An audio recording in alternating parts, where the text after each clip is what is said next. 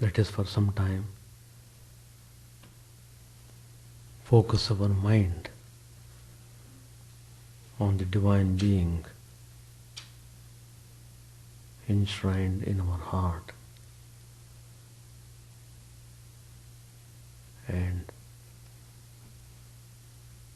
pray to that Supreme Being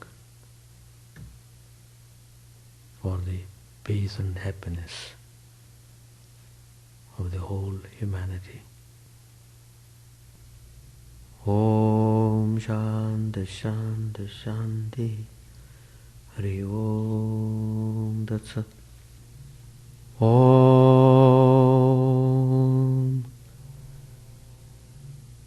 Stapakaya Dharmasya Sarvadharma Swarupine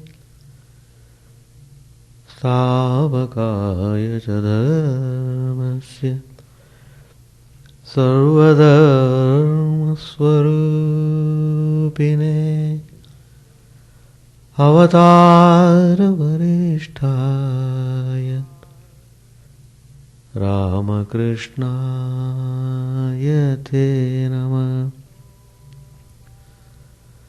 Asato ma sadgamaya tamaso ma jyotirgamaya. Asato ma sadgamaya tamaso ma jyotirgamaya. Mrityormamritangamaya.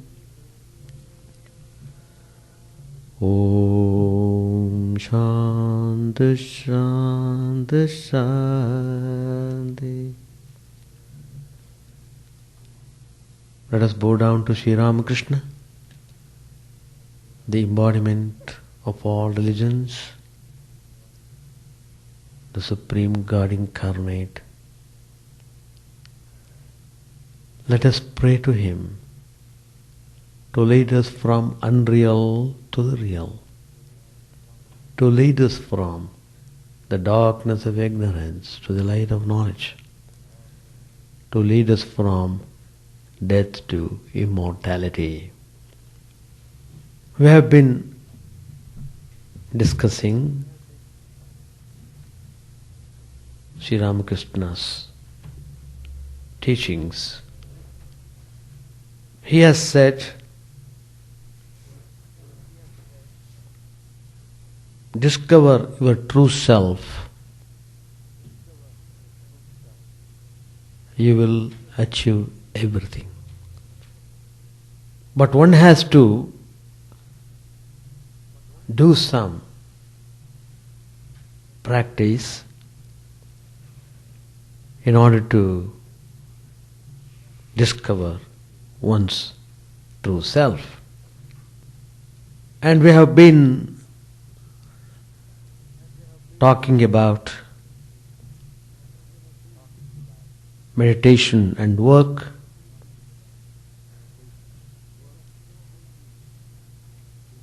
We must know how to maneuver all the faculties in us.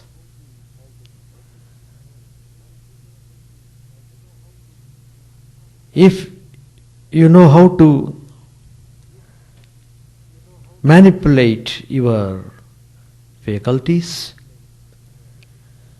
then there won't be any conflict between meditation and work.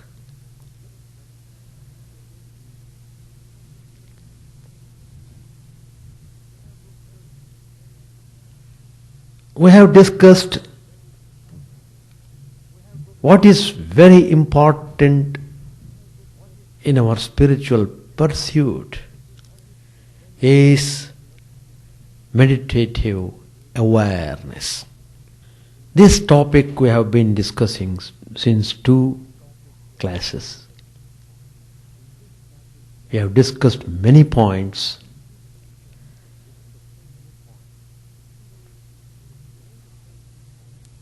To maintain the spiritual fervor,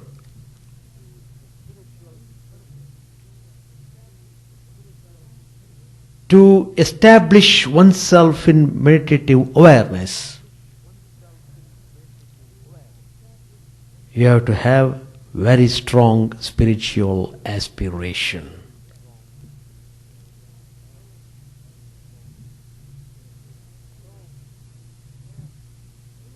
So, spiritual aspiration plays very significant role in our life. Once we reach the meditative state, we have only to aspire intensely for God.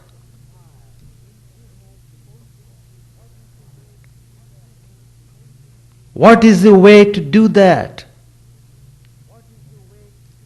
Keep the will focused upon the divine. Will. Everyone has the faculty of will. But most of us do not know how to use this extraordinary will.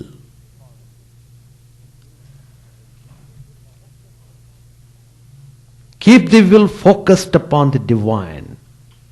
Everything else that we need will be done by the divine. Our part is to focus the will upon the divine. The rest will be taken care of by the divine. This is one of the fundamental teachings of Sri Ramakrishna, which we had referred in the last class. Sri Ramakrishna has emphasized greatly the importance of aspiration in spiritual life. No doubt he said all paths lead to the same goal. But he did not merely teach that one could realize God through any path. What he meant was,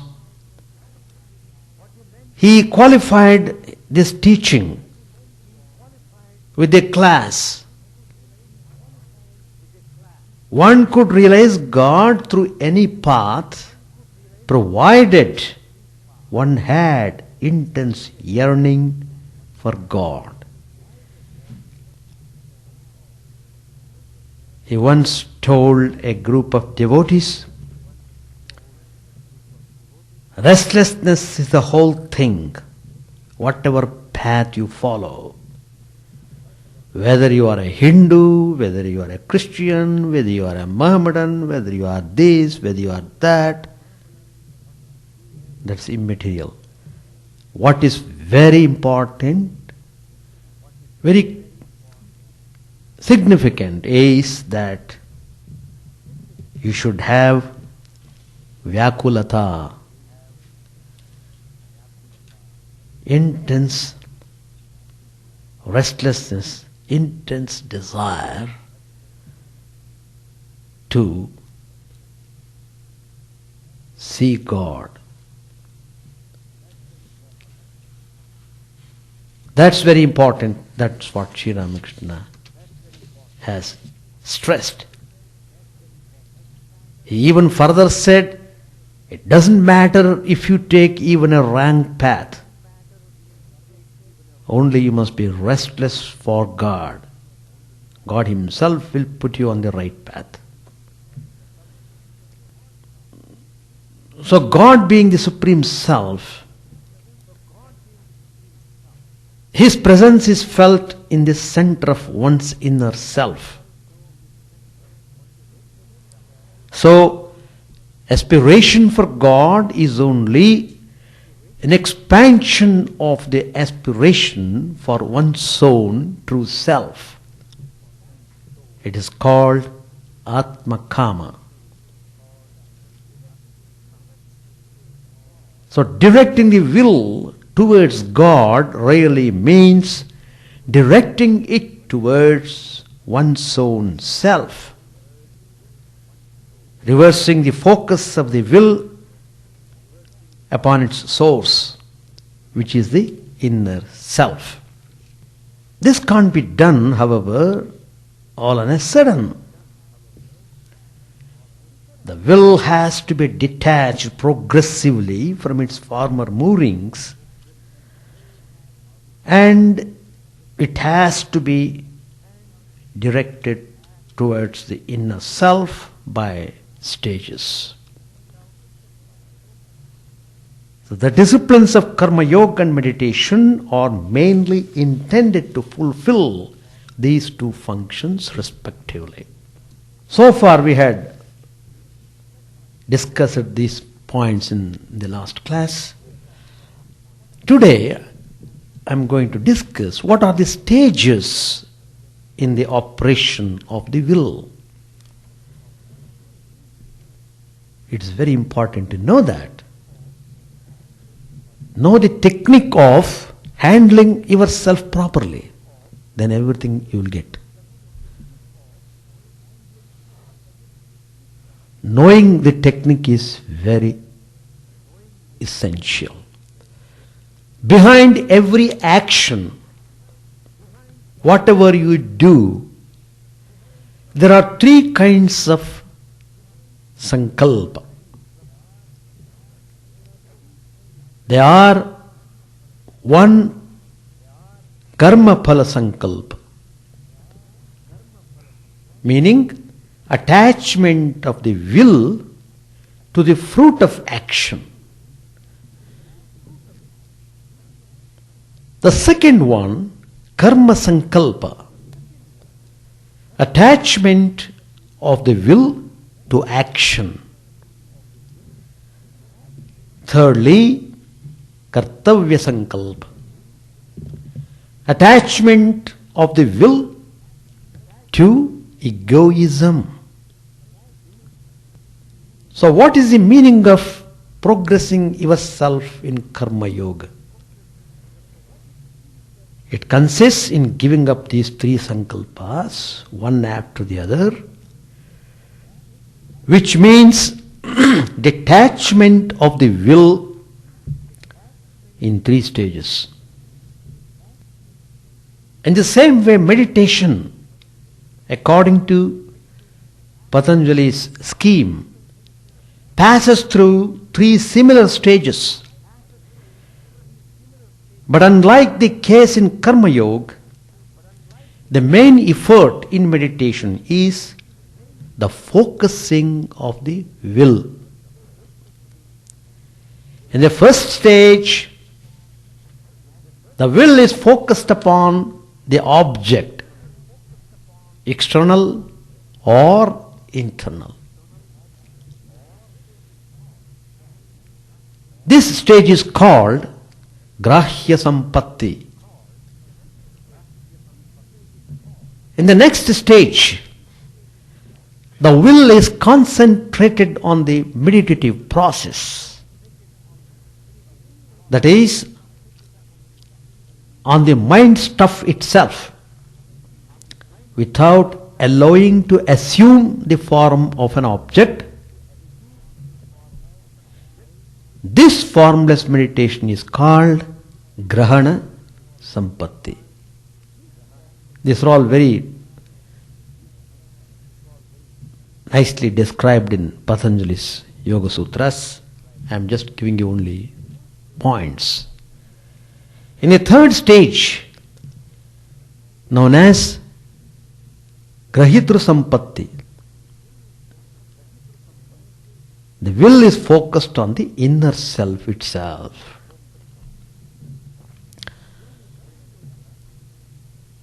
Thus, Karma Yoga and meditation represent respectively, the negative and positive modes of operation of the will. Together they provide a single graduated scheme of spiritual progress. After attaining proficiency at the first stage, the spiritual aspirant should move on to the second and thence to the third. By following this course, he should acquire greater and greater maneuverability of the will, which is what the Gita means by its famous definition, yogaha karmasu kaushalam. What is yoga? It is dexterity in action. Dexterity. In the first stage of karma yoga, the aspirant tries to detach his will from the result of his action.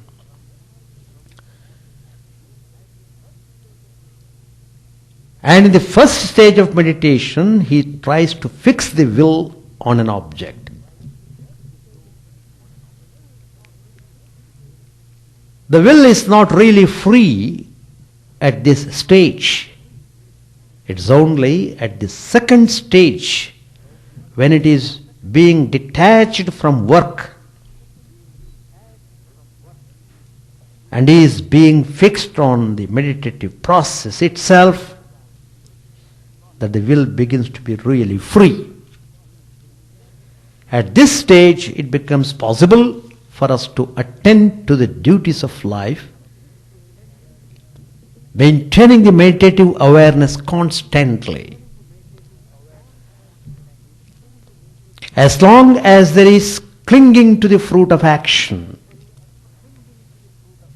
and to the object of meditation, it is impossible to carry on both work and meditation simultaneously.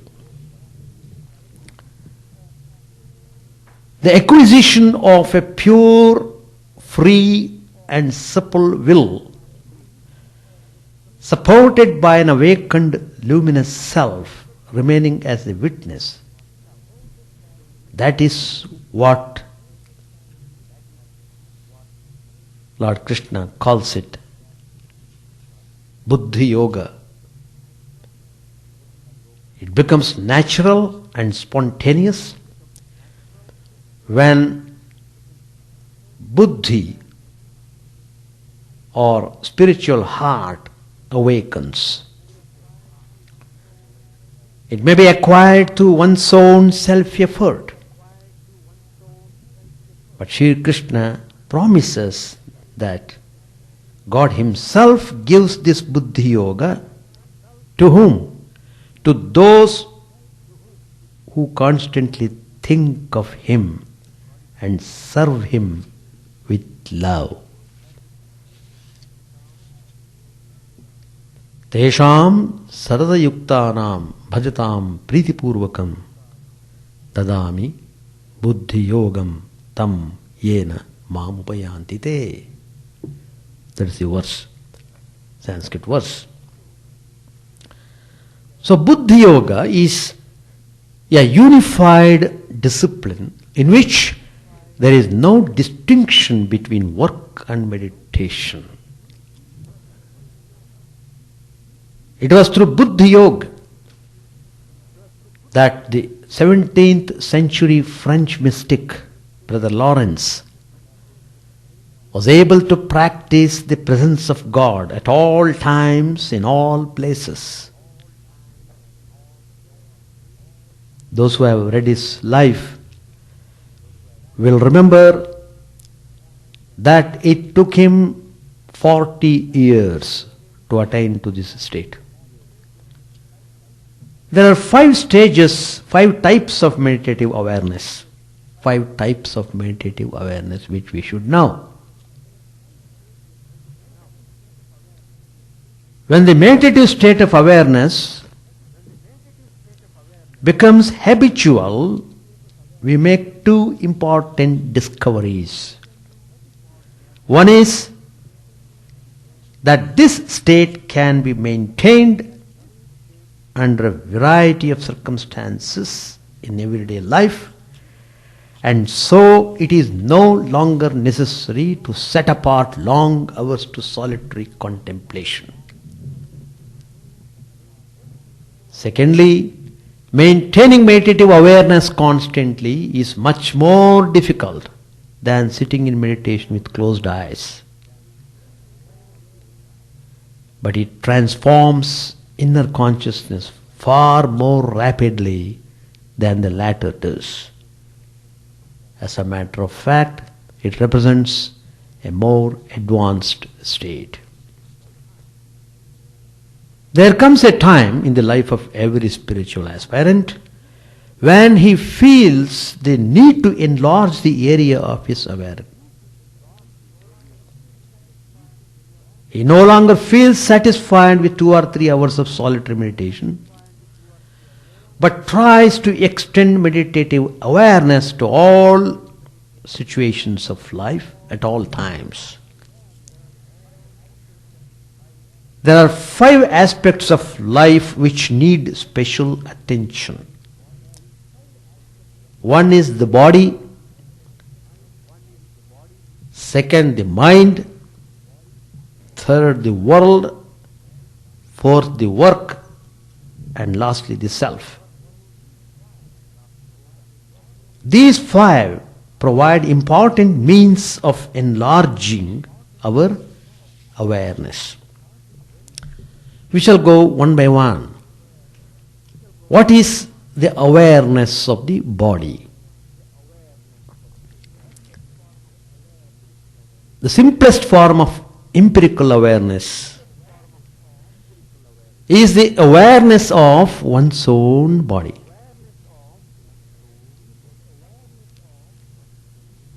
What we see ordinarily, there is thoughtless abuse to which the digestive, genital and other organs of the body are mercilessly subjected to. Everyone is of course aware of his body, but the awareness is mostly of the wrong type, acquired through the unconscious.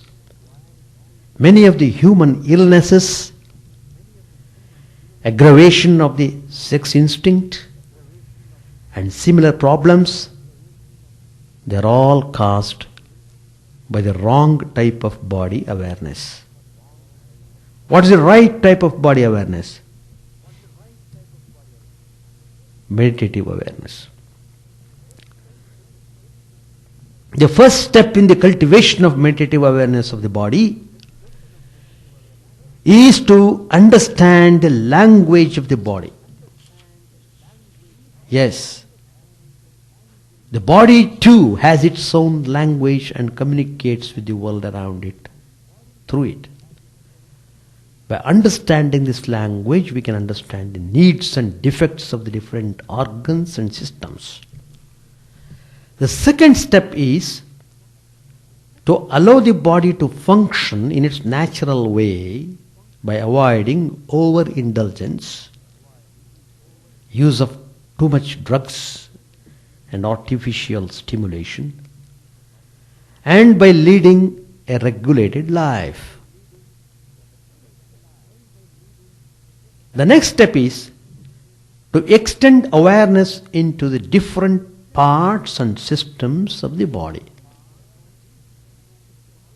There is no need to control any organ by violent means. Through constant awareness, all the various functions of the body get regulated and harmonized in a natural way. When this happens, the body will start cooperating with us in our spiritual quest. What is the awareness of the mind? Awareness of the mind means awareness of thoughts. Every thought is a two-tier structure with a lower affective part and an upper abstract part. The affective part is an emotion or feeling like love, anger or fear. As has been said earlier, it is produced by the sprouting of karma bija. The abstract part is of the nature of the concept or idea and consists of a word and its corresponding image. It is produced by vasana. It is only the emotions and impulses which create agitation in mind and other problems. But they can operate only if the will gets connected to them. If the will does not lend its support to them, they will fade away. We usually try to detach will only when we sit down for meditation. The rest of the day, the will is surrendered to various emotional drives, which therefore continue to flourish. When by the constant practice of meditative awareness, these impulses lose the support of the will, they will gradually become weaker and die off. Ideas and images, which constitute the abstract part of thoughts, may still continue to rise in the mind, but without the support of the affective part, they cannot give us any trouble. Like clouds moving across the sky, or like travelers moving silently along a solitary road, words and forms cross the mind, disturbing nothing. We are not bothered about them. It should be noted in this context that ordinary meditation on mental images gives us only awareness of the mind. If you want to attain higher consciousness through meditation, these images should be regarded as inseparable from the self and should be meditated upon at the center of the inner self. That's why the spiritual aspirants are advised to meditate in the spiritual heart, symbolized as a lotus, which is the seat of the inner self. The next is awareness of work. Work is not merely movement of the body. It is a part of universal motion through which the self expresses itself. Work is meant to express oneself. Self-expression through work is known as creativity. True work is always creative. But with the exception of the work of some great artists and scientists, with that exception, most people are forced to do by economic necessity. The work is seldom creative. Uncreative, alienated work, they cause stress, they cause dissatisfaction, and they pose a problem. The main cause of stress in work is the conflict of desires and the responsibility of decision making. Making decisions calls for continual exercise of the will. Being enslaved by emotions, being enslaved by instincts, the will is not free in most people, and the exercise of such a will is bound to produce conflict, bound to produce strain. Apart from this, modern social life involves a good deal of repression and suppression of the basic urges of the individual. The next result of all this is the blocking of creativity and self-expression.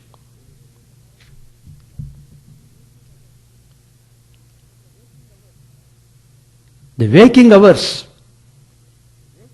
of an average member of modern society are mostly spent in a state of inhibition.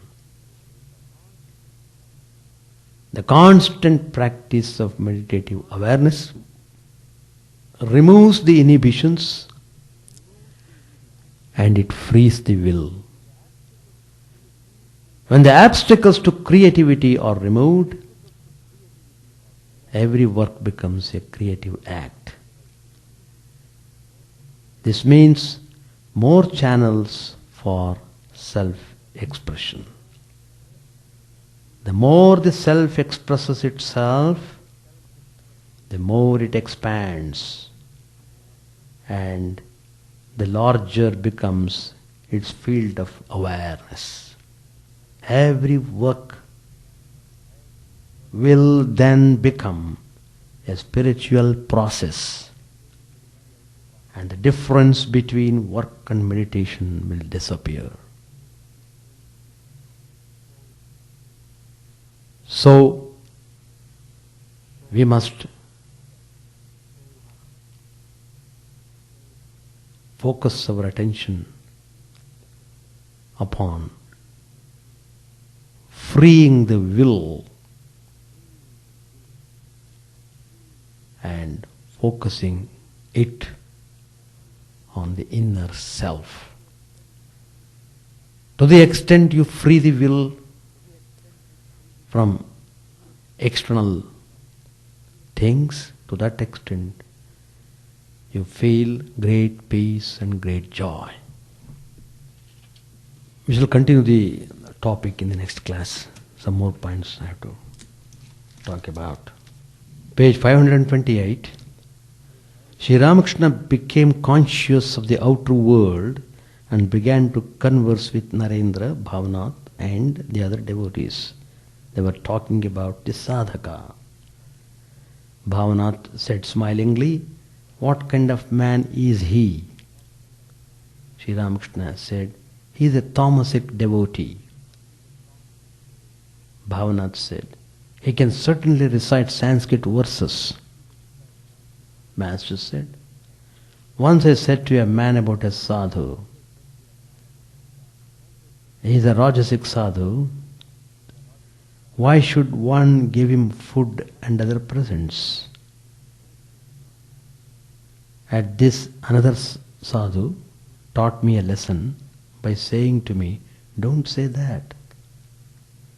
There are 3 classes of holy men, Sattvic, Rajasic and Tamasic. Since that day, I have respected holy men of all classes." Narendra said smilingly, "What? Is it like the elephant god? All indeed are God?" Master said smilingly, "It is God Himself who sports in the world as both Vidya and Avidya. Therefore I salute both. It is written in the Chandi, the Divine Mother is the good fortune of the blessed and the ill fortune of the unlucky." To Bhavanath, "Is that mentioned in the Vishnu Puran?" Bhavanath said smilingly, "I don't know, sir. The devotees from Konnagar didn't understand your samadhi and were about to leave the room." Master, "Who was it that asked them to remain?" Bhavanath said smilingly, "It was I." Master said, "My child, you are equally good in bringing people here and in driving them away. The conversation turned to the argument that Narendra had had with the musician from Konnagar. Mukherjee said, Narendra did not spare him. Master said, that's right. One needs such grit. This is called the influence of tamas on sattva. Must a man listen to everything another man says? Should one say to a prostitute, all right, you may do whatever you like? Must one listen to her? At one time, Radha was picked. A friend said, her ego has been roused.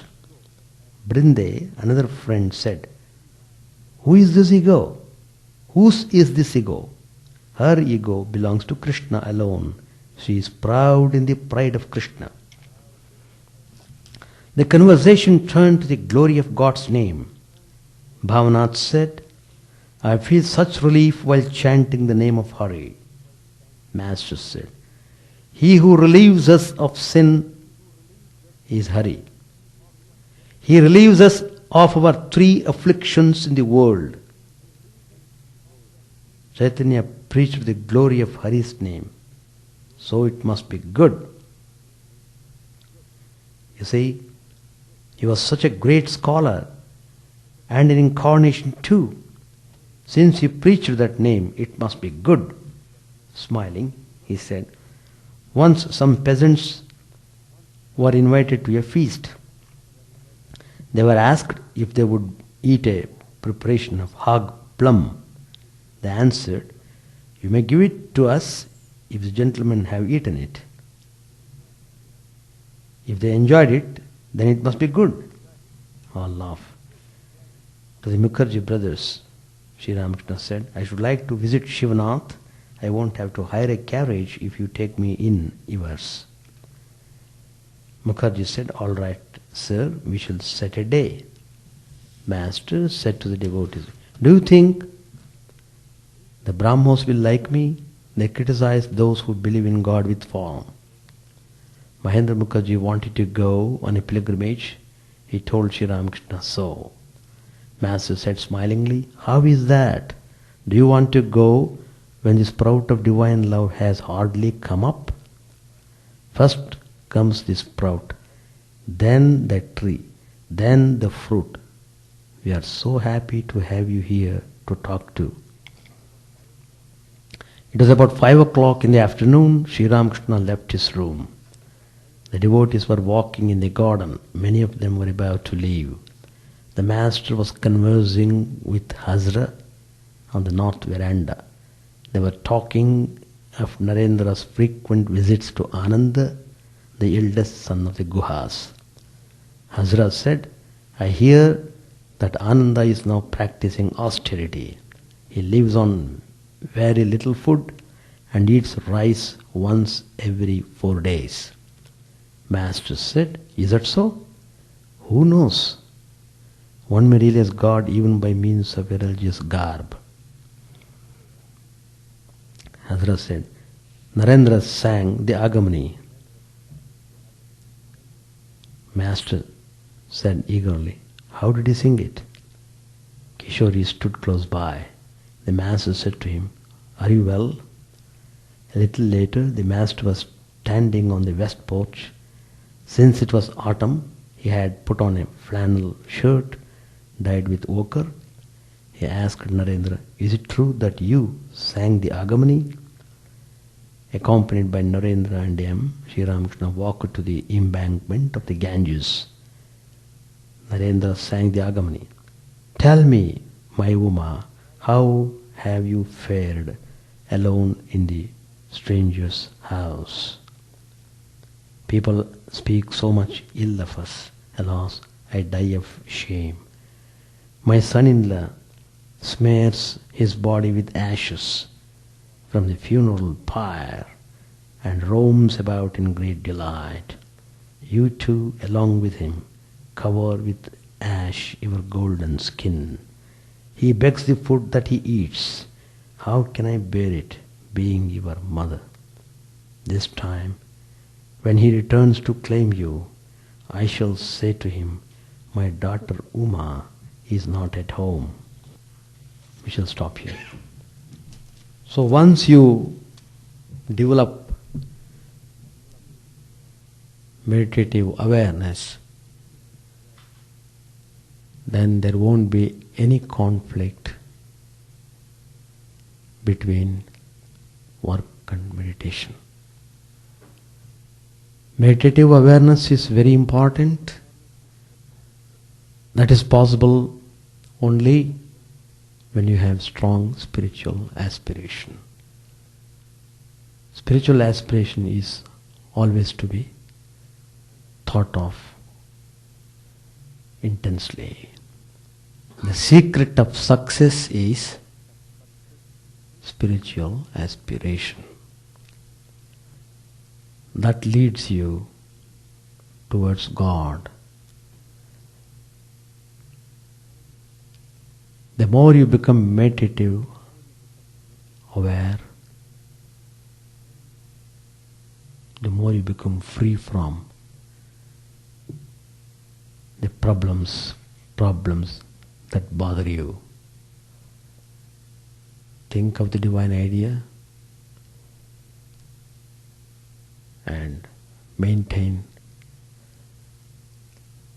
that attitude. Handle all your faculties carefully, with skill. Be conscious of what you have been doing. This constant awareness finally brings you very good result.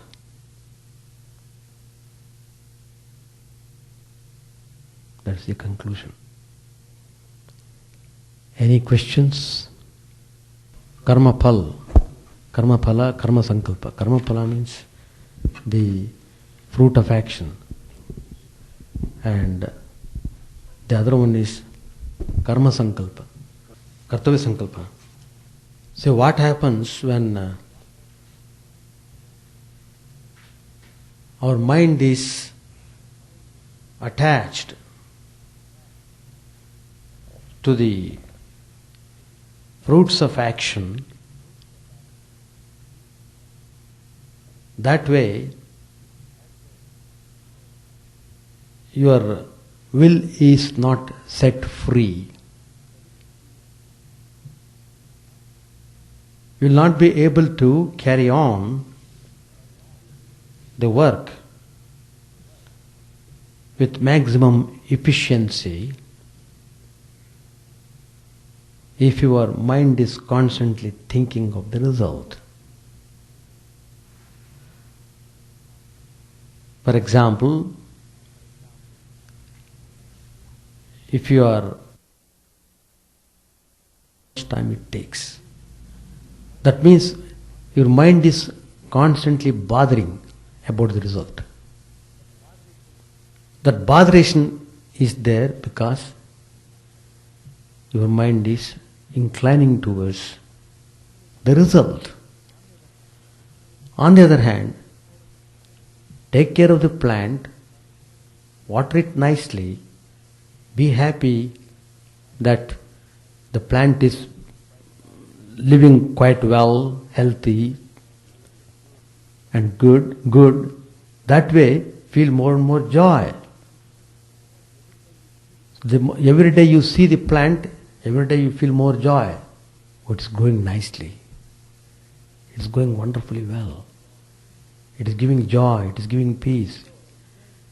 So, you are enjoying the experience of joyfulness. Then when it begins to give flower, your joy is increased 100-fold. Then when it begins to give fruit, it becomes 1,000-fold.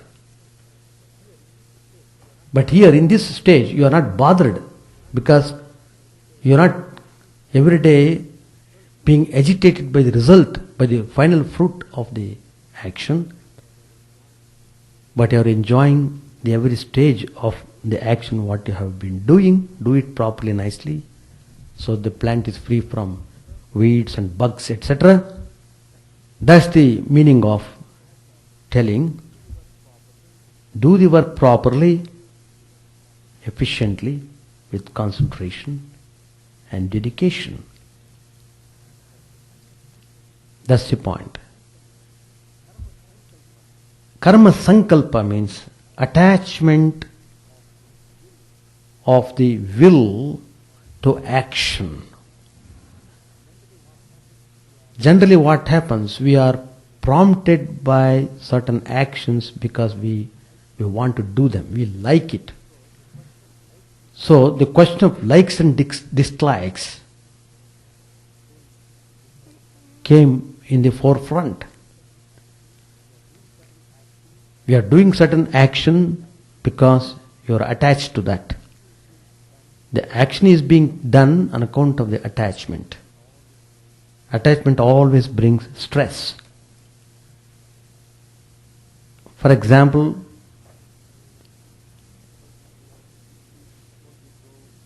suppose you go and bring a pet. What prompted you to bring the pet? You wanted it. You desired intensely to have a pet in your home. The moment you brought it, it led to a kind of attachment towards the pet. You begin to feel, you become as if you are possessed, and your feeling towards the pet becomes more and more intense. That way your mind is dragged towards that. That means your mind is subject to constant stress on account of the attachment to the action. But on the other hand, if you are doing some actions just not with any emotional aspect, only for the sake of, for the love of God, so in that state of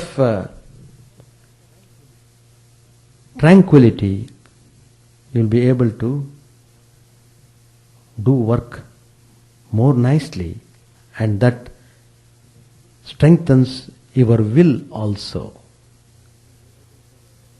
You will be able to maintain that meditative awareness. You feel joy to do work because you feel the presence of the divine everywhere. With that attitude you work, so that keeps all your emotions under control. That's the meaning of attachment of the will to action. All these three operate behind every action what we do. The third one is kartavya sankalpa. It means the attachment of the will to egoism. That's the point. The more and more you do work, there is every tendency that you become more egoistic. The more egoistic you become, the more dangerous it is towards your spiritual achievement. Because the egoism leads to very unpleasant consequences. You will not be able to move towards knowing the truth. On the other hand, you will be just prevented from going forward in your spiritual journey. So when you have to practice karma yoga, you have to be free from all these three kinds of sankalpas. You are doing them at the same time. You are not stained by them. Do them for the love of God. When you do it properly, you may get the result. That's a different issue. You are doing it for the sake of service to God. In that way, when you do, you will be able to do it properly also. Otherwise, emotions and stresses make you miserable. You will not be able to do the work properly. You may do the work in a very absent-minded way.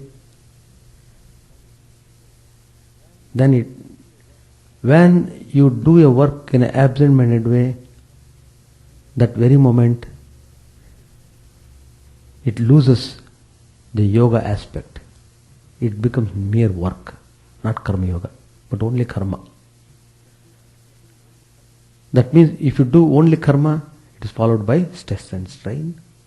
All the reactions will be there. If you are doing as karma yoga, you are free from all stress and strain. So that is the meaning of all these three which I explained. Any more? Because you want the result. The fruit of action means, suppose you do a certain thing, you are concerned about the remuneration. I am doing job for 1 hour. How much finance, how much money I get? Is it only $5? I worked 5 hours, they give only $5. That man gets $50 but I get only $5. You get agitated. So that means your work is, the priority is for the result, not for the work. Whatever work you do, accordingly the result will come. So, what is needed is, show your efficiency in doing the work. That way, feel more and more joy in doing the work properly.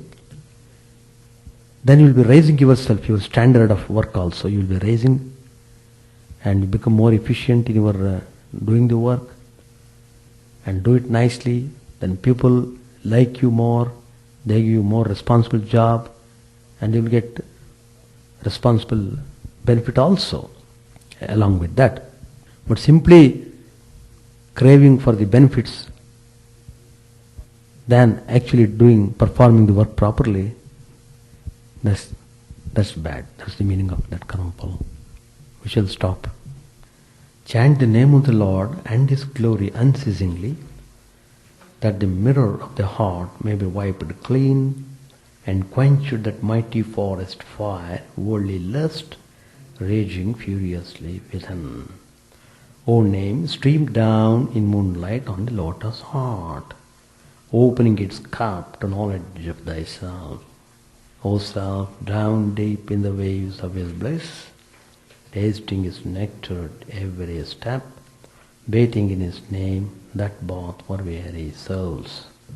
Various are thy names, O Lord, in each and every name thy power resides. No times are set, no rites are needful for chanting of thy name. So vast is thy mercy, how huge then is my assuredness, who find in this empty life and heart no devotion to thy name. O my mind, be humbler than a blade of grass. Be patient and forbearing like a tree. Take no honor to thyself, give honor to all. Chant unceasingly the name of the Lord. O Lord of the soul of the universe, mine is no prayer for wealth or retinue, the playthings of lust or the toys of fame. As many times as I may be reborn, grant me, O Lord, a steadfast love for Thee. A drowning man in this world's fearful ocean is thy servant, O sweet one. In thy mercy, consider him as dust beneath thy feet.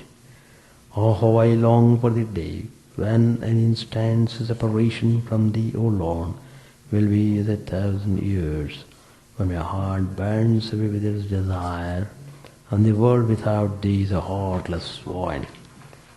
Prostrate at thy feet let me be, in unwavering devotion, neither imploring the embrace of thine arms, nor bewailing the withdrawal of thy presence, though it tears my soul asunder. O thou who stillest the hearts of thy devotees, do with me what thou wilt, for thou art my heart's beloved, thou and thou alone. O Lord, lead us from the unreal to the real, lead us from darkness to light, and lead us from death to immortality. May all be free from dangers, may all realize what is good, may all be actuated by noble thoughts, may all rejoice everywhere.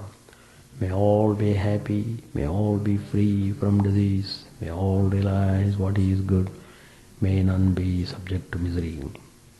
May the wicked become virtuous, may the virtuous attain tranquility, may the tranquil be free from bonds, may the freed make others free. May good betide all people, may the sovereign righteously rule the earth, may all beings ever attain what is good, may the worlds be prosperous and happy. May the clouds pour rain in time, may the earth be blessed with crops, may all countries be free from calamity, may holy men live without fear. May the Lord, the destroyer of sins, the presiding deity of all sacred works, be satisfied. For he being pleased, the whole universe becomes pleased. He being satisfied, the whole universe feels satisfied.